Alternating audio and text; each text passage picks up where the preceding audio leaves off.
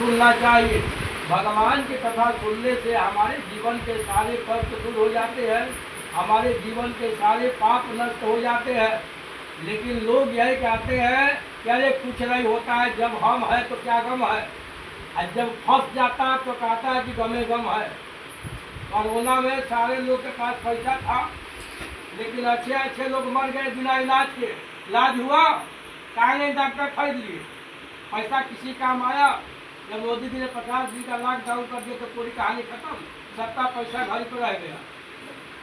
तो जब प्रकृति जो हमारे साथ अन्याय, जब आप अन्याय करोगे तो जब वो न्याय करती है ना, तो वहाँ कोई बचाने वाला नहीं रहता है। इससे घर में लड़के थे वो मिट्टी नहीं छूते रहते हैं, माँ गीले पे सोती है, बच्चों को सूखे पे सुलाती है।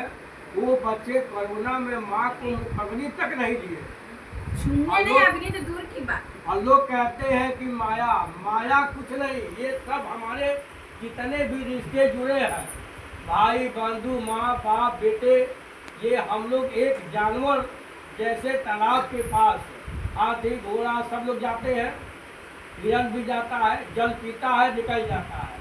वही हमारे रिश्तेदार है। जिस दिन जिसका पूरा हो जाएगा स्वागत, उस दिन साथ छोड़ के चला जाता है।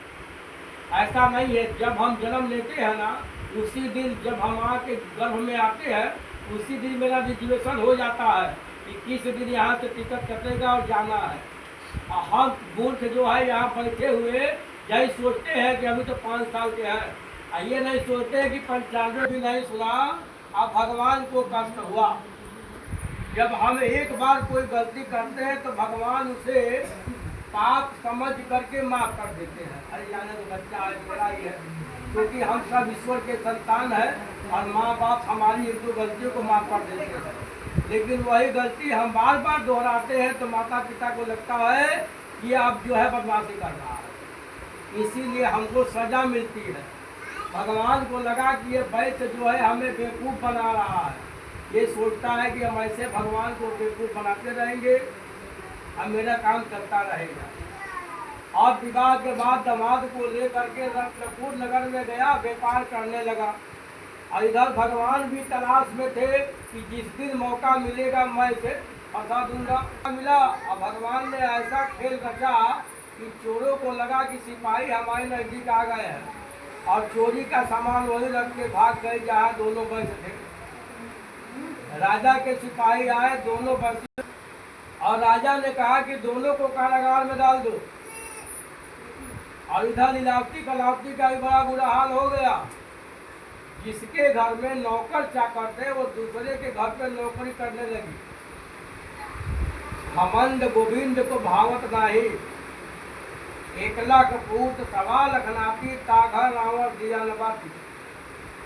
भगवान ने किसी के घमंड को रहने नहीं दिया है।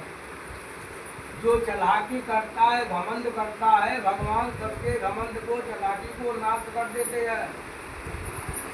इसलिए हमको 2-4 लोग रहते हैं, उसमें भी हम लोग घमंड कर लेते हैं। घमंड नहीं, जो कुछ भी है, हमारा परिवार है, हमारा धन है, हमारा घर है, सब प्रभु का दिया हुआ है। प्रभु आपका प्रसाद है, प्रसाद के रूप में ग्रहण किया हूँ। और जो भी पैसा मिले, रुपया मिले, अमावस्या के एक दिन पहले चतुर्दशी के दिन माँ दुर्गा के पास रख दीजिए और माँ से हाथ जोड़िए, कहिए कि हे माँ ये प्रसाद